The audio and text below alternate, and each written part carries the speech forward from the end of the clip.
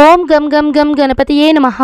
అందరికీ నమస్కారం అండి. ఈ రోజు వీడియోలో మనకి 2025వ సంవత్సరంలో ఆగస్టు 27వ తేదీన బుధవారం రోజున వినాయక చవితి పండుగ అయితే రానుందండి.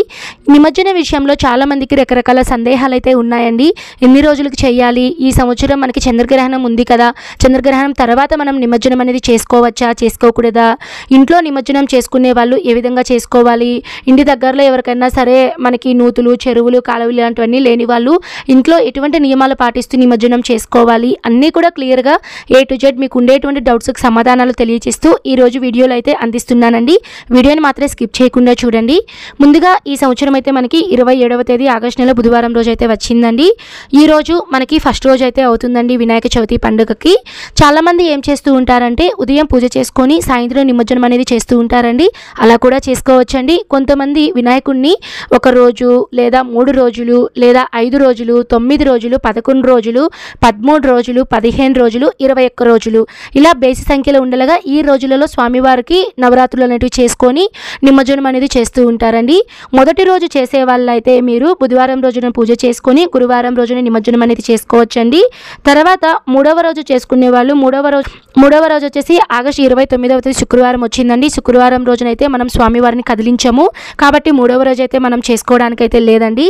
తర్వాత మనకి 5వ రోజు వచ్చేసి ఆగస్టు 31వ తేదీ అండి. ఈ రోజు అయితే మీరు నిమజ్జనం అనేది చేసుకోవచ్చండి. తర్వాత 9వ రోజు వచ్చేసి సెప్టెంబర్ 4వ తేదీ అయితే గురువారం రోజు అయితే వచ్చిందండి. ఈ రోజు కూడా మీరు చేసుకోవచ్చండి.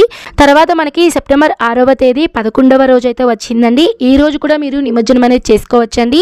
ఈ సంవత్సరం మనకి 11 రోజుల లోపలే నిమజ్జనం చేయాలి అని మన జ్యోతిష శాస్త్రాలు అయితే చెప్తున్నారండి. ఎందుకంటే 11 రోజులే చేయాలి, 21 రోజులు చేయకూడదా అంటే చేయకూడదండి. ఎందుకంటే మనకి 11వ రోజు తర్వాత అంటే ఈ సంవత్సరం సెప్టెంబర్ 7వ తేదీన ఆదివారం రోజున పౌర్ణమి తిథి రోజున రాహుగ్రస్త సంపూర్ణ చంద్రగ్రహణం అనేది ఉందండి.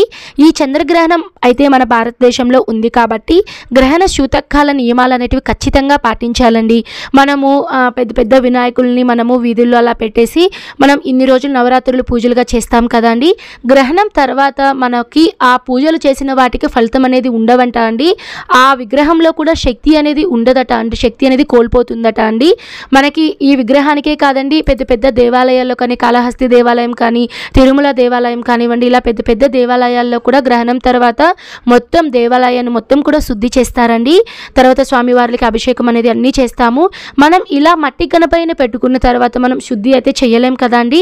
దానికని ముందుగా మీరు నిమజ్జనం అనేది చెయ్యాలి అని జ్యోతిష్య శాస్త్రంలో పండితులు అయితే మనకి తెలియచేశారండి. కాబట్టి 11 రోజుల లోపలే అంటే సెప్టెంబర్ 6వ తేదీ లోపలే మీరు నిమజ్జనం అనేది కంప్లీట్ అయ్యేలాగైతే చూసుకోవాలండి.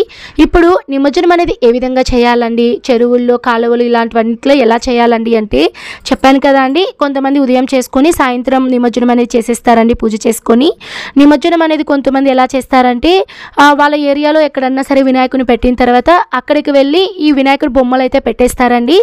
వాటితో పాటు ఆకులు ఇవన్నీ కూడా ఆ వినాయకుని దగ్గర పెట్టుకుంటారండి. అలా చేస్తే పెద్ద దేవుడికి ఎన్ని రోజులైతే పూజలు అందుకుంటారో వీళ్ళ ఇంట్లో ఉన్నటువంటి వినాయకులను అక్కడ పెడితే అన్ని రోజులు కూడా పూజలు అందుకుంటారు అని ఒక నమ్మకంతో అలా పెడతారండి. అలా కూడా పెట్టుకోవచ్చు.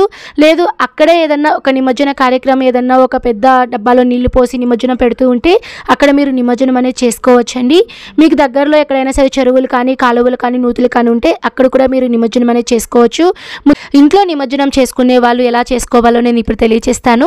ముందుగా అయితే వినాయకునికి మీరు ఎప్పుడైతే నిమజ్జనం చేస్తారో దానికి ముందు మ్యాక్సిమం ఎక్కువగా అయితే ఈవినింగ్ టైమ్స్లోనే చేస్తారండి. లేదు ఒకవేళ మీకు మార్నింగ్ టైమ్స్లో కూడా దీపారాధన చేసుకొని పూజ చేసుకొని దీపారాధన మొత్తం కూడా కొండెక్కిన తర్వాత స్వామివారిని 3 సార్లు అయితే కదిలించాలండి.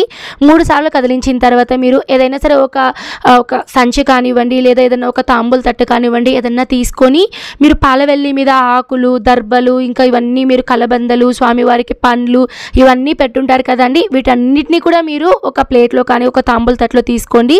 ఈ ఆకులన్నింటినీ కూడా మీరు నిమజ్జనం చేసేటప్పుడు నీళ్ళల్లో అయితే నిమజ్జనం చేసుకోవచ్చండి. అక్కడ స్వామివారికి మీరు పాలవెల్లికి పెట్టుంటారు కదండి ఫ్రూట్స్, ఇవన్నీ కూడా మీరు ఇంట్లో వాళ్ళైతే నైవేద్యంగా అయితే స్వీకరించవచ్చు. స్వామివారికి వేసినటువంటి మాలలు వీటన్నిటిని కూడా మీరు తీసుకొని ఇంట్లో నైవేద్యంగా ఎవరైనా ఉండ్రాళ్ళ మాలలు చేసిన వాళ్ళు నైవేద్యంగా తినచ్చండి. అలానే పూలమాలలు ఇవన్నీ కూడా మనకి నిర్మాల్యం చేయాలి కాబట్టి వీటిని కూడా మనం వినాయకునితో పాటు నిమజ్జనం అనేది చేసుకోవచ్చు.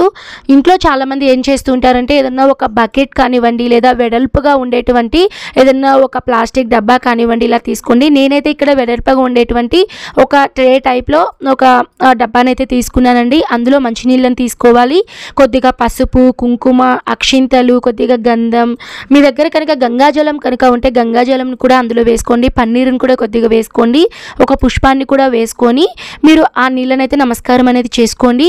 తర్వాత వినాయకుడు మీ ఇంట్లో పూజ అయితే ఏవైతే అందుకున్నారో ఆ గణనాథుడిని తీసుకొని మీ కుటుంబ సభ్యులు ఎంతమంది ఉంటే వాళ్ళందరూ కూడా ఆ వినాయకుడిని తాగిల్లి అంటే ఆ వినాయకుడిని చేతిలో పట్టుకొని అందరూ కలిసి మీరు స్వామివారిని నిమజ్జనం అనేది చేయాలండి. స్వామివారికి నిమజ్జనం చేసేటప్పుడు స్వామివారికి బాధతో అంటే మనం పూజ ఇంత బాగా చేసుకొని స్వామివారిని పంపిస్తాం కదండి, బాధతో స్వామివారికి నమస్కారం చేసుకొని స్వామి నేను ఈ సంవత్సరం పూజనైతే చేసుకున్నాను స్వామి, నెక్స్ట్ ఇయర్ కూడా నాకు మంచి పూజ చేసుకునే అవకాశాన్ని ప్రసాదించుకొని నమస్కారం చేసుకొని మీ యొక్క కోరికలు చెప్పుకొని వినాయకుడిని అయితే నీళ్ళల్లో అయితే వదిలి ఆ నీళ్ళనైతే మీరు ఆ విగ్రహం నిండు కూడా మీరు నీళ్లు ఉండేలాగైతే చూసుకోండి.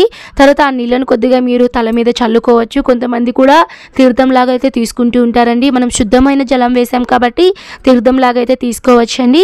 తర్వాత ఈ నీళ్ళని ఏం చేయాలండి అంటే ఈ మట్టినైతే ఎక్కువగా ఎవరు తొక్కని ప్లేస్లో అయితే వేయాలండి. ఈ మట్టి నీళ్ళని అయితే తులసి కోటలో కానివ్వండి లేదా ఏదైనా చెట్ల దగ్గర అయితే వేసేయండి. నేనైతే ఎలా చేశానంటే మనకి ఈ వినాయకుడు నిమజ్జనం అంతా అయిన తర్వాత ఒక 2 గంటలకి మట్టి అంతా కూడా ఒక పక్కకు వచ్చేస్తుందండి. నీళ్ళంతా కూడా మనకి పైన తేలుతూ ఉంటాయి.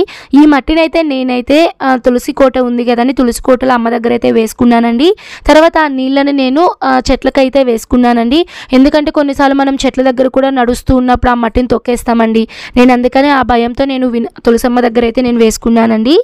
ఈ విధంగా అయితే నేను నిమజ్జనం అనేది చేసుకున్నానండి. మీరు కూడా ఇదే విధంగా కూడా చేసుకోవచ్చు. మీకు ఈ వీడియో ఉపయోగపడింది అని అనుకుంటున్నాను. ఈ వీడియో కనుక ఉపయోగపడితే తప్పకుండా లైక్ చేయండి. నేను మరొక మంచి వీడియోతో మీ ముందైతే ఉంటాను. సర్వే జనః సుఖినో భవంతు. స్వస్తి.